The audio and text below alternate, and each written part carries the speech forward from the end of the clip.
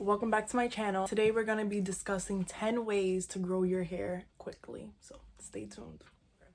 So a lot of people want to know how to grow their hair really quickly, and I'm going to tell you how. So the first tip on my list is water and decent diet. And what I mean by this is drinking a lot of water, having a decent diet, meaning you're making sure you're eating the correct things you're supposed to be eating, like your fruits, vegetables, protein, stuff like that. I know not everyone has like the best diet, especially me, but at least getting the minimum nutrients that you need for your body is definitely going to help promote hair growth because your body is healthy. Tip number 2 is scalp massages and maintaining a healthy scalp. So what I like to do is I like to use something like this in the shower when I'm washing my hair. Ooh, hot water. While I'm washing my hair, and it really helps with bringing blood flow to the scalp, and it's also helping to get that dirt out of your hair because you're massaging your scalp, so it loosens the dirt and the oils from your hair. So I like to use a scalp massaging serum, which this one is from Eden, the papaya castor line. It's really good. It's full of, I believe, vitamins A, C, D, and E, and it's hydrating and nourishing, which is really good. If you want to grow your hair, you have to have a healthy scalp because that's where your hair grows from. So make sure you're just taking care of your scalp. And if you do have scalp problems, I suggest to buy products that are meant to promote a healthier scalp. For example, like a shampoo or conditioner. If it helps with flakiness of and dryness of the scalp, definitely buy those things because it's gonna promote a healthier scalp.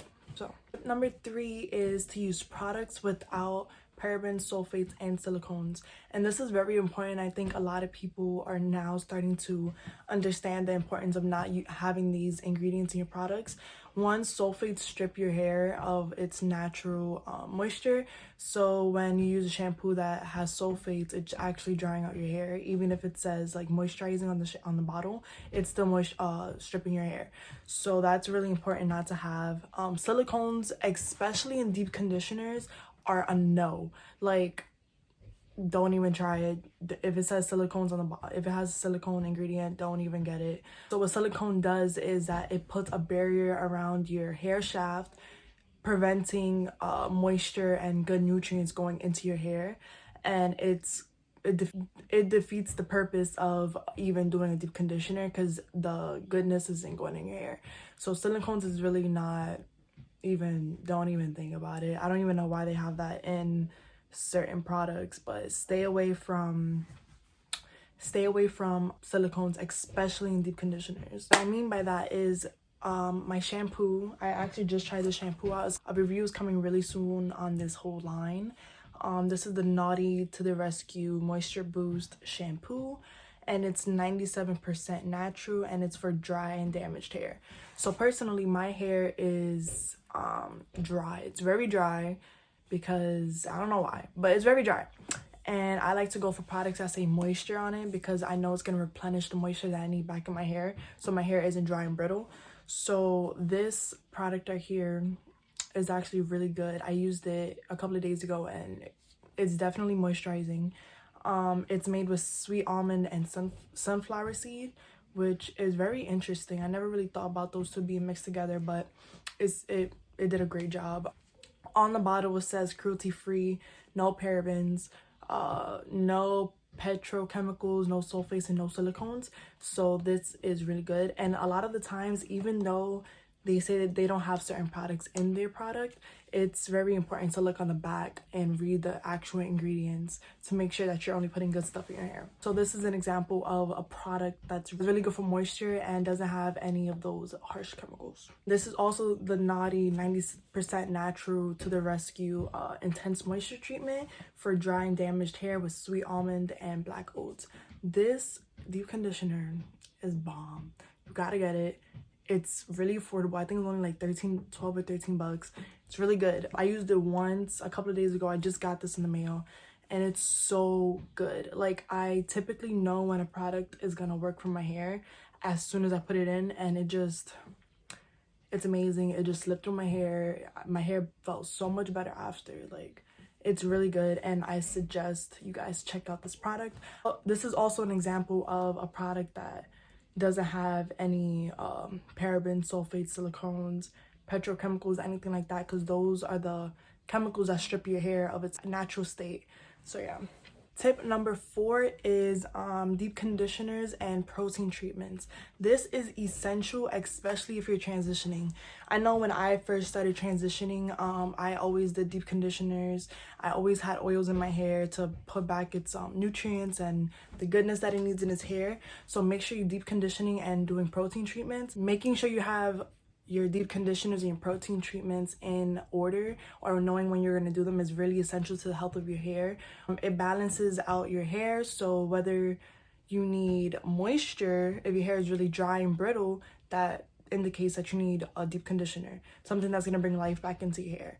And if your hair is very I don't want to say too moisturized, but like if it has like a gummy feeling and it looks like limp and like dead, I would suggest doing a protein treatment, because it's going to bring back all of the nutrients that you also need. So both protein and moisture is needed within your hair to bring back the balance of like your health. That's also a really good way to grow your hair, just making sure you're taking care of your hair, doing your weekly deep conditioners, even putting it on for like 10 minutes, 15 minutes makes a difference. It may not seem like it in the moment, depending on the state of your hair, on how damaged it is or how dry it is, but as you keep going to do deep conditioners, is definitely gonna make a difference, and you're gonna notice a change within a couple of weeks. Another deep conditioner that I didn't mention before was Eden Body Works Natural Hair Mask Treatment, Coconut and Shea. This right here is so good, and yeah, it's just really good. But this is also another product that doesn't have any parabens, sulfates, no mineral oils, anything like dyes, cruelty free. This is also another really good product. It's all made of natural ingredients. It also states on their website what their products are made of, so if you want, I can link it down for you guys below, and I will definitely do that for you guys. But this is just another option for you guys to have. You can even make your own DIY deep conditioners and protein treatments. I know like products can be pretty expensive, and they rack up on the coins. So I suggest even trying out your own deep conditioners. Coconut oil, using a blend of oils, Jamaican black castor oil with like egg, avocado, bananas. You can really be creative with making your own deep conditioners, and yeah, it's fun, it's beneficial for your hair, and why not? Tip number 5 is trim when needed. So what that means is that people always say like, oh, trim your hair once a month, or trim your hair twice every 2 months, 3 months. And honestly, I don't abide by that. I just trim whenever I need a trim, because everyone's hair is different. You can't really put a tag on when people's hair needs to be treated. Personally, I trim whenever I need. So as soon as I see that my hair is starting to become dull at the end, or stringy looking, or anything like that, I go and get a trim. And that's just gonna keep up with the health of your hair, making sure that the split ends don't like ride up the shaft of your hair, which is gonna cause breakage and weaken your hair shaft. So I think it's a really good idea to get trims when you need, not once a month, because if you do it once a month, you're kind of cutting off the growth that you already have, and that's kind of pointless. So I think that you should just trim when you need, and if that is once a month for you, I would do once a month until it changes for you. But yes, definitely trims, and yes, it's also health over length always. So if you have to trim a little bit more than you want, don't worry, your hair's gonna grow back healthier and even better looking, so it's fine. Tip number 6 is oils. Oils are your best friend, okay? Oils bring back, once again, nutrients to your hair, moisture to your hair. It all depends on what type of conditioning you need in the moment. So I know at night for me, I do put oils in my hair that promote hair growth. For example, Jamaican black castor oil. I massage it throughout my scalp in the night, and I go to sleep, and then I just let it do its magic. But as you're putting oils in your hair, it's gonna promote a healthy scalp because you're applying oils. The benefits from those oils are gonna penetrate into your hair shaft, and just it's gonna soak up in there. It's gonna be great. So yeah, I definitely recommend oils even throughout your hair if you want to do hot oil treatments with the blow dryer, or like even a heated dryer.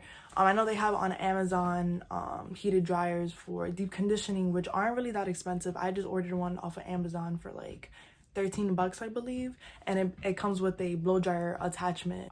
That's supposed to give you a deeper deep conditioning and penetrate your hair way more. So oils are your best friend as well, and they just provide a lot of benefits. And I can go into what type of benefits from each oil in a different video if you guys would like that. Just leave me a comment down in my Instagram or in this video below. But I can definitely just make another video on oils and which oils have certain benefits and what they can be used for. I could definitely make that video, so just leave a comment. Tip number 7, I believe, is protect your hair. And I kind of didn't follow this a lot in the beginning. I would just always sleep without a bonnet and like in a bun. And I just noticed how my, especially the hair like around like my front and the back, it would be really dry. And I was just like, what is going on? Like my hair is so dry. I know I deep condition, and it's because I wasn't sleeping with a bonnet on. And what a bonnet does, it protects your hair from the cotton pillowcases, which cause frizziness and take the moisture out of your hair. But if you don't have a bonnet, you could just use a silk scarf. That's what I do. I use like 2 because I have a lot of hair, so I use like 2 silk scarves, and then I just make sure that they're really tied correctly so they don't come off at night. And if you don't even have that, you can literally order satin pillowcases off of Amazon. They're so cheap. They're inexpensive, and if you're just lazy, put on a bonnet. I just recommend getting a silk pillowcase because they're great. So do not wear your hair too tight. And I kind of suffer from this because I like this is my favorite go-to look. I always do this look, but it's not good for like your edges or like your hairline, because it could definitely pull your hairline. Doing a lot of tight ponytails or anything like that is going to stress out your hairline, and you may have missing hair or thinning, and that's because you're putting too much tension on your hairline. So what I recommend is maybe changing up your style a little bit. Try different hairstyles, try different protective styles, anything like that to limit the amount of tension you're putting on your hair. That also goes for like tight ponytails, tight braids, anything like that. And if you are doing those, just make sure you're moisturizing your scalp with an oil or a hair serum. They sell a lot of them at the beauty supply and even on Amazon for pretty cheap prices. Just read the ingredients so that you know what you're putting in your hair. But yeah, just protect your scalp and protect your hairline and your edges, because we need those. Tip number 9 is detangling your hair. So for a while I would detangle my hair with a Denman brush, and I just noticed a lot of hair shedding. I would lose so much hair in the shower, and it was like scary, and I would just be like, what the hell is going on? So definitely figuring out which detangling products work for your hair and which detangling tools. So for example, this is a Denman brush, and I use this to only style my hair. And yeah, I only use this to style my hair. I do not use this in the shower because this will rip my hair out, and this is it's pointless if you use this in the shower and it's ripping your hair out and you're trying to grow your hair. Like, don't use this to detangle, okay? Use something that's more gentle in your hair, like a tangle teaser brush. I still haven't tried it, but I've heard really good things about it, and I know it limits the pull and the stress they put on the hair when you do detangle the hair.